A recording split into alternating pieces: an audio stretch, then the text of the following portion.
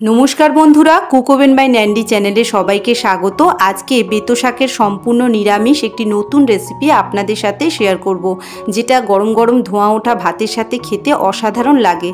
Zara এই শাকটা खान ना तारा এই রান্নাটা একবার করে খাওয়ার পর বারবার বানিয়ে খাবেন। রেসিপিটা ভালো লাগলে একটা লাইক শেয়ার এবং সাবস্ক্রাইব করতে কিন্তু ভুলবেন না। চলুন ঝটপট দেখে নিই কিভাবে বানাবো।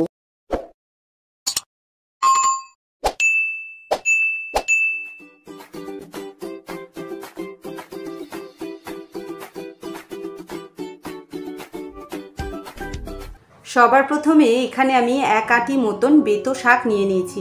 শাকটা কিভাবে ছাড়াবো একটু দেখিয়ে নেব। বেতো শাক কিন্তু স্বাস্থ্যের পক্ষে খুবই উপকারী। ইভেন অন্যান্য শাকের তুলনায় এটা খুব তাড়াতাড়ি ডাইজেস্টও হয়ে যায়, আর যাদের কনস্টিপেশনের সমস্যা আছে তাদের জন্য তো খুবই ভালো। এইভাবে ডাঁটি থেকে আমি দড়িটা খুলে নেওয়ার পর একটা এইভাবে স্টেম সমেত বা পাতা সমেত এইভাবে অংশ নিয়ে নিলাম। আর এর কিন্তু শুধুমাত্র পাতার অংশগুলো আমি নেব, যে মোটা ডাঁটিটা হয় সেটা নেব না। পাতা সমেত যে হালকা বা পাতলা ডাঁটিগুলো আছে সেগুলো নেব। বেশি মোটা স্টেমটা বা ডাঁটিটা নিলে তরকারির মধ্যে ওগুলো সিদ্ধ হবে না, আর তরকারির মধ্যে কিন্তু শক্ত হয়ে থাকবে। এইভাবে ছাড়িয়ে নিয়ে ভালো করে ধুয়ে নিয়ে আমি একদম ছোট ছোট করে কেটে নেব। এখানে আমি হাফ কাপ মতন ছোলার ডাল সারা রাত জল দিয়ে ভিজিয়ে রেখেছিলাম, আর জল ঝরিয়ে নিয়ে নিয়েছি। সাথে নিয়েছি একটা কাঁচা লঙ্কা আর অল্প একটু নুন, হাফ টিস্পুন মতন। এগুলো মিক্সার গ্রাইন্ডারে অল্প একটু জল দিয়ে বা শিলনোড়ায় একদম মিহি করে পেস্ট করে নিতে হবে। এখানে আমি কড়াই বসিয়ে দিয়েছি, আর তার মধ্যে দিয়ে দিলাম 2 টেবিল চামচ মতন সর্ষের তেল। তেলটা ভালো মতন গরম করে নেব। এবার যে ছোলার ডালটা আমি কাঁচা লঙ্কা নুন দিয়ে বেটে রেখেছিলাম সেই মিশ্রণ থেকে অল্প অল্প করে নিয়ে এরকম চামচের সাহায্যে আমি বড়ার মতন ভেজে নিচ্ছি। তবে বড়াগুলো কিন্তু ছোট ছোট ভাজছি না, আর একটু পাতলা করে ভেজে নিচ্ছি। যেরকম চাপড় ঘন্টার সময় আমরা বড়াগুলোকে একটু পাতলা পাতলা শেপে ভেজে নিই, সেরকমভাবে ভেজে নিচ্ছি। গ্যাসের আঁচটা একদম হালকা রেখে বড়াগুলো একটু সময় ধরে ভেজে নিতে হবে, যাতে বড়াগুলো একদম ভালোভাবে ক্রিস্পি করে ভাজা যায়। একটা পিঠ একটু হালকা হয়ে যাওয়ার পর উল্টো পিঠটাও উল্টে দিচ্ছি, যাতে দুটো পিঠই ভালো মতন ভাজা হয়ে যায়। আর এখানে দেখুন বড়াগুলো বেশ ভালো মতন ভাজা হয়ে গেছে। এই বড়াগুলোকে এবার আমি কড়াই থেকে তেল ঝরিয়ে তুলে নিচ্ছি, আর সেমভাবে বাকি ডালটুকু দিয়েও আমি সমস্ত বড়াগুলো ভেজে নেব। সমস্ত বড়াগুলো ভেজে নেওয়ার পর এবার ওই একই তেলের মধ্যে আমি দিয়ে দিচ্ছি কেটে রাখা আলু। একটা মিডিয়াম সাইজের আলু নিয়েছি, আর যেহেতু নতুন আলু আমি খোসাটা ছাড়াইনি, আর খোসা না ছাড়িয়ে আলুগুলোকে আমি একদম ছোট ছোট করে টুকরো করে কেটে রেখেছিলাম, সেই আলুটাকেই হালকা আঁচে বেশ ভালো মতন ভেজে নিচ্ছি। আলুটা দেখুন ভালো মতন ভাজা হয়ে গেছে। এবার আমি আলুগুলোকে তুলে নিচ্ছি। আলুগুলো ভালো মতন ভেজে নেওয়ার পর এবার আমি এখানে দিয়ে দিচ্ছি কেটে রাখা শিম।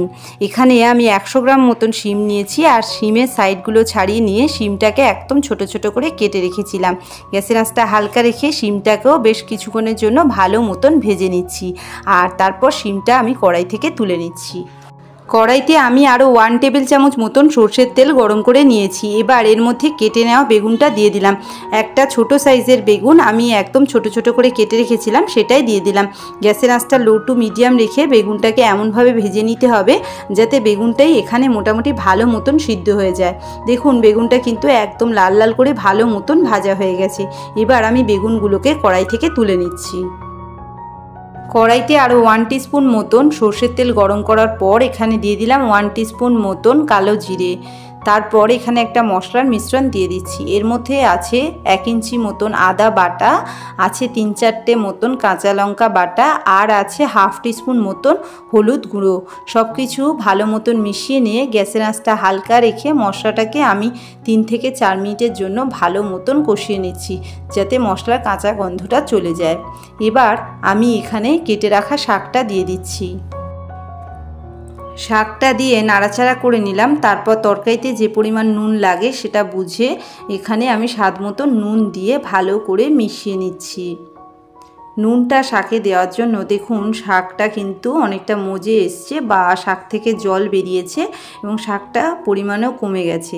এই স্টেজে এবার আমি যে সবজিগুলো ভেজে রেখেছিলাম তার মধ্যে শুধু শিম আর আলুটা দিয়ে দিলাম।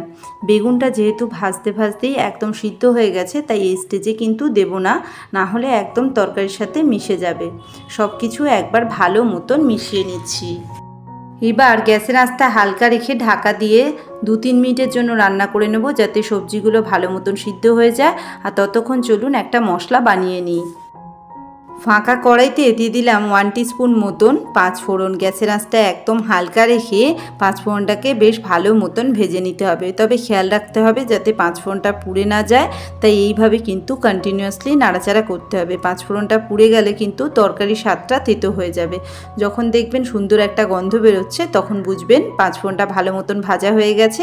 আর এটাকে আমি শিলনোড়ায় ট্রান্সফার করে নিয়েছি। ওই একই কড়াতে আমি দিয়ে দিলাম একটা শুকনো লঙ্কা। শুকনো লঙ্কাটা আমি আলাদা করে হালকা আঁচে বেশ ভালো করে এইভাবে চেপে চেপে ভেজে নিচ্ছি, যাতে শুকনো লঙ্কাটা ওই মশলার সাথে বেটে নিতে পারি। এবার এই শুকনো লঙ্কাটাকেও আমি পাঁচফোড়নের সাথে দিয়ে দিলাম। তারপর পাঁচফোড়ন এবং শুকনো লঙ্কাটা হালকা ঠান্ডা হয়ে যাওয়ার পর সুন্দরভাবে গুঁড়ো করে নিচ্ছি। এই মশলাটার জন্য তরকারির স্বাদটা কিন্তু খুবই ভালো হবে। অবশ্যই এই মশলাটা দিয়ে রান্নাটা করবেন। 3 মিনিট পর ঢাকনাটা খুলে দিলাম আর তরকারিটা একবার ভালো মতন মিশিয়ে নেব। সবজিগুলো সিদ্ধ হয়েছে নাকি একটু চেক করে নেব। এখানে দেখুন আলুটা বেশ ভালো মতন সিদ্ধ হয়ে গেছে। এবার আমি বাকি জিনিসগুলো দিয়ে দেবো। তার মধ্যে দিয়ে দিলাম ভেজে রাখা বেগুনটা, আর সাথে আমি এখানে দিয়ে দিচ্ছি ভেজে রাখা ডালের বড়াগুলো। তবে বড়াগুলো কিন্তু গোটা দিচ্ছি না, এইভাবে দেখুন ভেঙে ভেঙে দিয়ে দিচ্ছি। বড়ি দিয়েও কিন্তু তরকারিটা করা যায়, তবে ছোলার ডালের এই বড়া ভেজে এইভাবে ভেঙে ভেঙে তরকারির সাথে মিশিয়ে দিলে কিন্তু তরকারির স্বাদটা খুব ভালো হয়। যেহেতু বড়াটা খুব ভালোভাবে ভেজে নিয়েছিলাম, এইভাবে গুঁড়ো করে যতটা সম্ভব তরকারির সঙ্গে মিশিয়ে দিচ্ছি।